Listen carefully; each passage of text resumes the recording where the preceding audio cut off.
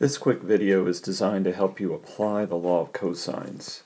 We're not going to spend time actually deriving it, so I would encourage you, if you were not in class, to read page 301 to see how the law of cosines is derived.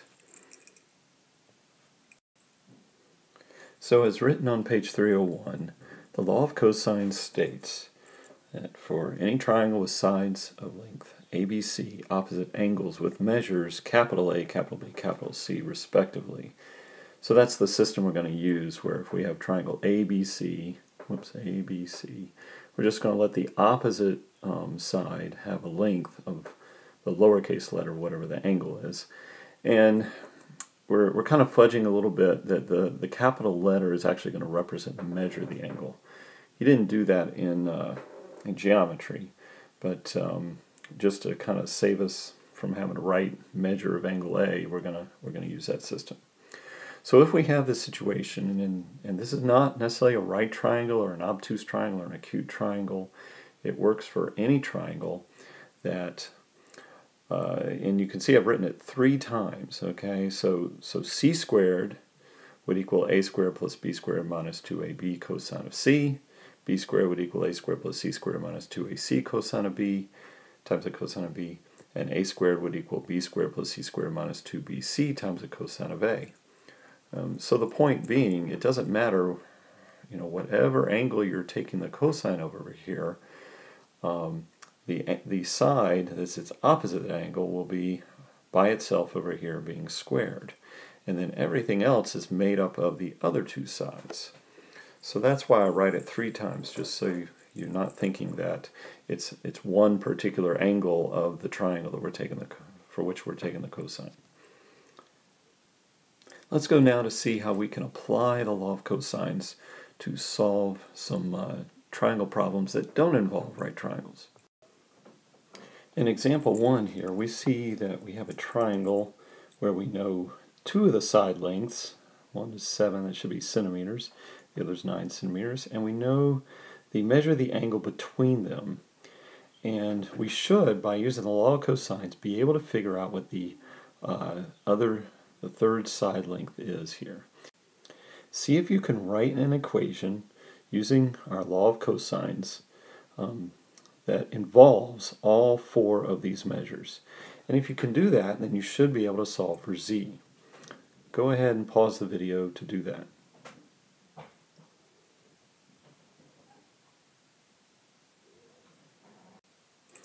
If you did your computation correctly, you should have ended up with z equal to 15, oops, I need my pen here, 15.051 centimeters. And I'm going to encourage you to carry your units out to 3 decimal places. This is actually an AP rule, so we might as well get used to it.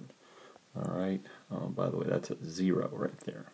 Okay, so if you had trouble getting this, go back and see if maybe you made a mistake, but I'm going to go ahead and do the derivation with you. But if you want to pause the video and try to find your mistake yourself, that would be even better. Alright, well, in writing the equation from the law of cosines, of course we only have one place to put an angle, and then 3 spots to fill in the sides. So since we were given the measure of an angle, then obviously, pretty obviously, we're going to have the cosine of 140 degrees way out here. Okay. Now the question is, what side length do you fill in, do you square over here by itself? And we mentioned very briefly that whatever your angle is in the law of cosines here, the side by itself that gets squared is going to be the one opposite the angle. So we would just go ahead and say that this is z squared here, and then everything else in the law of cosines is made up of the other 2 sides. Okay, and it's just the Pythagorean theorem, so we would just take 7 squared plus 9 squared, and then you have to subtract 2 times the 7 times the 9 times the cosine of 140 degrees. And it's pretty much laid out for you right there. I mean, you can just plug this straight into your calculator. Make sure when you do the 100, cosine 140 degrees that you are either in degree mode or that you use that degree symbol. I would say it's best to go ahead and do your settings on the calculator in degree mode. I think we talked about that in the previous lesson. So if you plug things in correctly, you should end up with z squared equal to 226.521 dot dot dot. It's actually going to be a big, probably 10 decimal number in your calculator. Just keep that accuracy there. If students make any mistake on this computation, it's usually that they stop right here. They think they're done, but of course 226 would definitely be way too big for this triangle here, and indeed we do need to make sure we take the square root of it to figure out what z is, and that is how we will get 15.051 centimeters. Alright, let's take a look at another example. Here is example 2, and you can see it's a little different. Instead of being given an angle, we are given all three sides of the triangle, and we're being asked to solve for angle y. So see what you can do with that. Try to set up your equation again. This time you're trying to solve for the angle, and see how you do with that. This situation may be a little more complicated than the other one. In fact, I'll mention there is kind of a trap that students fall into with this. If you find that your calculator gives you an error when you try to compute for the angle, that probably means you fell into the trap. Pause the video and see how you do with this.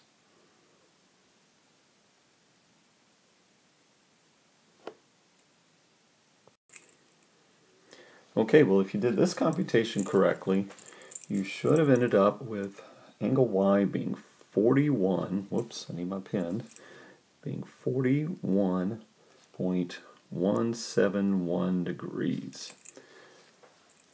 Alright, if you did not get that, go back and check. Now, also you want to make sure that you are in degree mode so that when you do like the inverse cosine, I think that's going to be required here, you will end up with a degree measure. So that would be something to check too. Alright, so go back and look and see if you can find your mistake, and then come back to the video, and I'm going to do it here like I did the last one.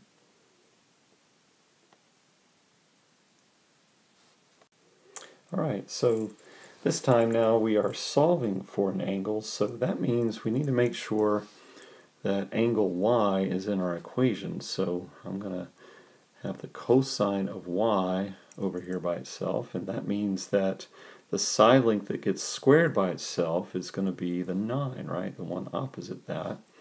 And now I just fill in the rest of this with the other two side lengths, so we would have 7 squared plus 13 squared minus 2 times 7 times 13 times the cosine of y. And now we need to solve for y. But you need to remember, before we solve for y, the step that comes before that, okay, we're going to have y equals in the end. But before we have that, we need to figure out what the cosine of y equals. So essentially, let's break it down into two things we're solving for. First, we need to solve for the cosine of y. Alright, think of that as your variable. If you want to replace that with, a big x or something, say, okay, I'm going to solve for x first. Alright, and so we would need to, let's see, we'll square all these numbers, and we need to just start getting rid of things. And first of all, we will subtract the 7 squared over and the 13 squared over. So I'm going to do that. Let's see. So if I take 9 squared, let me kind of point to it. If I take 9 squared and subtract 7 squared and then 13 squared from it, that is going to give me negative 137. I'm kind of running out of room, so that's why I'm describing things and not writing everything out. And then I also have the negative 2 times the 7 times the 13 times the cosine of y. So if we multiply those together, we will have negative 182 times the cosine of y. Now, it's possible that you might have not gotten this line if you fell into the trap. The trap that the mistake I see a lot of students make on this is they will take all of these numbers right here, the 7 squared plus 13 squared minus 2 times 7 times 13, and they will combine all of those and have that multiply in the cosine of y and say that's equal to 81. And that's just not gonna, that's not good algebra, right? Let's think about it. That would be the same as saying that, you know, that say 2 squared plus 3 squared minus, you know, 2 times 3 times x. Okay, let's see, 2 squared plus 3 squared, that's 4 plus 9 is 13. So that'd be like 13 minus 6x. Now, is 13 minus 6x going to give us 7x? Would we be able to combine those two terms? And you know very well that that's not correct, right? These are unlike terms. The 13 and the 6x are not the same. Now, 13x minus 6x gives us 7x, but not 13 minus 6x.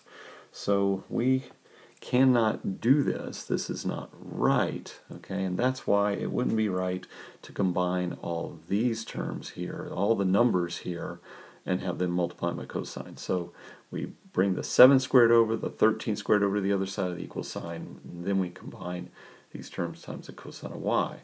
All right, and now we're going to divide both sides by negative 182, and that will give us positive, right, 0.7527 dot dot dot, and then we take the inverse cosine of that and we get 41.171 degrees.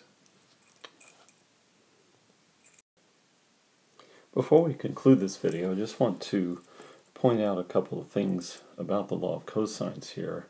Of course, there's all three side measures are in the law of cosines, and only one angle measure is in it. So that means we have a total of four pieces, you know, that go into the law of cosines, or 4 variables, I guess if you want to say it.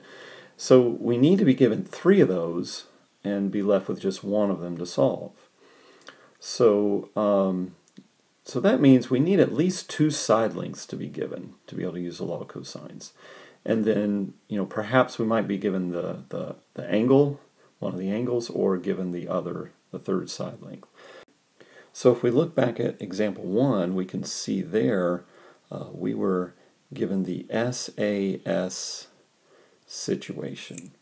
And the law of cosines is just really well suited to deal with this situation, right? Where you're given 2 side lengths and the angle between them, because we saw it was very easy to solve for that third side. Now, the other possible thing that we could be given as far as 2 sides and an angle, if you recall with your geometry, would be SSA. Whoops. We're going to see that SSA, there's probably a better way to deal with the SSA situation, but we could use the law of cosines on this. I don't believe you're going to have any problems on the homework where you need to do that. So we're not going to worry about that situation right now, but we will come back to it. You might recall from geometry that SSA was one of the situations that actually did not lead to triangle congruence. It's one of those, it's a kind of a special case that seems like it would work, but it doesn't always work. Example 2, as you might recall, involved all 3 sides of the triangle. So of course that's the SSS situation, and we saw that the law of cosines deals with that situation pretty well. Unfortunately, we can only solve for one angle at a time, but you know, if you had to solve for the other 2 angles, once we found angle y, you could do it one more time to get the second angle, and then of course for the third angle, we know that the sum of the angles is going to be 180 degrees, so not too bad of a situation there. Alright, so I think this is enough that you should be able to handle the homework assignment that's on the Sanford Hub website, and best of luck to you. We'll see you in class.